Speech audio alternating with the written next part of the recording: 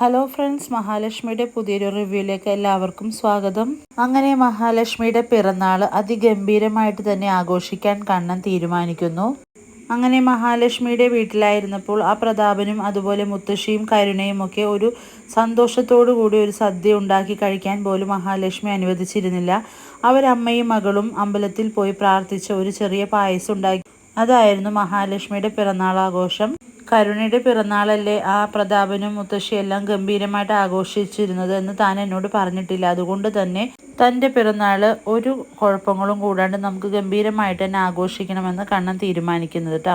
ഇത് കേൾക്കുന്ന മഹാലക്ഷ്മി പറയുന്നുണ്ട്, അതൊന്നും വേണ്ട കണ്ണേട്ട, എനിക്കാണെങ്കിൽ ഇതുപോലുള്ള ഒരുപാട് ആർഭാടങ്ങളോടൊന്നും വലിയ താല്പര്യമില്ല.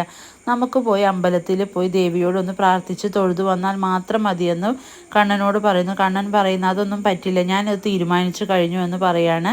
ഇതെല്ലാം അറിയുന്ന കരുണയാണെങ്കിൽ ദുർഗയോട് പറയുന്നുണ്ട്, അയാൾക്കിത് എന്തിൻ്റെ കേടാണ്.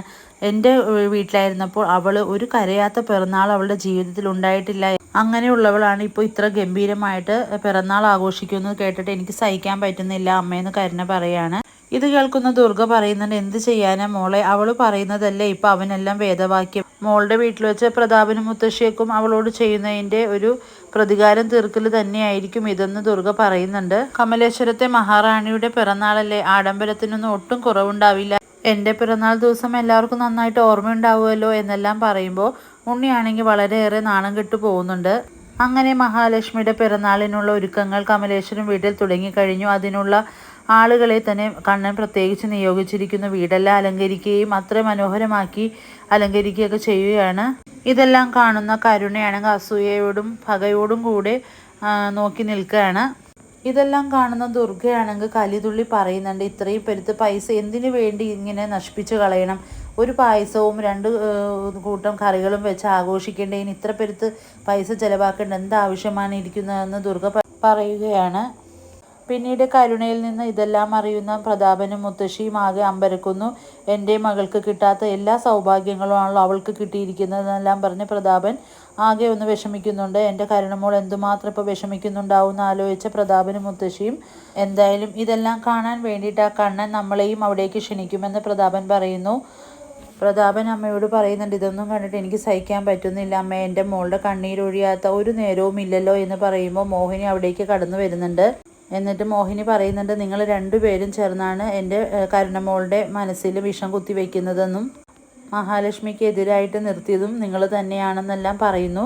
കുഞ്ഞുനാൾ മുതൽ തന്നെ അങ്ങനെയാണല്ലോ നിങ്ങൾ അവളോട് ചെയ്തത്. അതുകൊണ്ട് തന്നെ എൻ്റെ മോളോട് കരുണയ്ക്ക് എപ്പോഴും ദേഷ്യം, അടങ്ങാനാവാത്ത ദേഷ്യം തന്നെയാണെന്നും എൻ്റെ മോളുടെ കണ്ണീര് വീഴാത്ത ഒരു പിറന്നാൾ ദിവസം പോലും അവളുടെ ജീവിതത്തിൽ ഉണ്ടായിട്ടില്ല. അതുകൊണ്ട് തന്നെ അവളുടെ ഭർത്താവ് സന്തോഷത്തോടുകൂടി അത് ആഘോഷിക്കാൻ പോകുന്നത് കണ്ടിട്ട് നിങ്ങൾക്കൊരു ഇരിക്കപ്പുറത്ത് ഇല്ലാലേ എന്നെല്ലാം മോഹിനി പറയുന്നുണ്ട്. അതുപോലെ തന്നെ എൻ്റെ ലക്ഷ്മി മോളെ വേദനിപ്പിച്ചതിന് നിങ്ങൾ ദൈവത്തിൻ്റെ മുന്നിൽ എണ്ണി എണ്ണി കണക്ക് പറയേണ്ടി വരുമെന്നും അങ്ങനെ നല്ല ചുട്ട മറുപടി തന്നെ മോഹിനി അവർക്ക് നേരെ പറയുന്നുണ്ട്. പിന്നീട് മഹാലക്ഷ്മിയും കണ്ണനും കുടുംബക്ഷേത്രത്തിൽ പോയി ദേവിയോട് തൊഴുത് പ്രാർത്ഥിക്കുകയും അങ്ങനെ പിന്നീട് കമലേശ്വരത്ത് എല്ലാ വിളിച്ച അതിഥികളെല്ലാം വന്നു ചേരുകയും ചെയ്യുന്നു.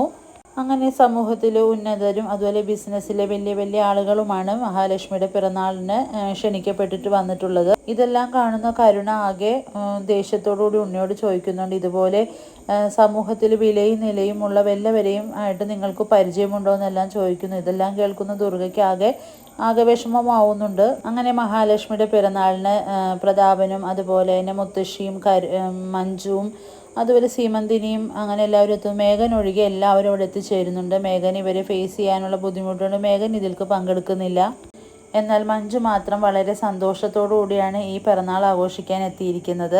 കമലേശ്വരം വീടിൻ്റെ അലങ്കാരവും ഇതെല്ലാം കാണുന്ന പ്രതാപന് കണ്ണു തള്ളുകയാണ്. എൻ്റെ മോൾക്ക് ഇങ്ങനെ ഒരു ഭാഗ്യം ഉണ്ടായില്ലല്ലോ അമ്മയെന്നും പറഞ്ഞ് ഒരു വിഷമം പ്രകടിപ്പിക്കുന്നുണ്ട് പ്രതാപൻ. അങ്ങനെ മഹാലക്ഷ്മി അതീവ സുന്ദരിയായി തന്നെ നല്ല ഭംഗിയുള്ള വില കൂടിയ സാരിയും എല്ലാം ധരിച്ച് അവിടേക്ക് എത്തുന്നുണ്ട്. ഇതെല്ലാം കാണുന്ന എല്ലാവരും കണ്ണു തള്ളി പോകുന്നു. അങ്ങനെ കണ്ണൻ്റെ ക്ഷണം സ്വീകരിച്ചെത്തി എല്ലാവർക്കും കണ്ണൻ നന്ദി പറയുന്നുണ്ട്.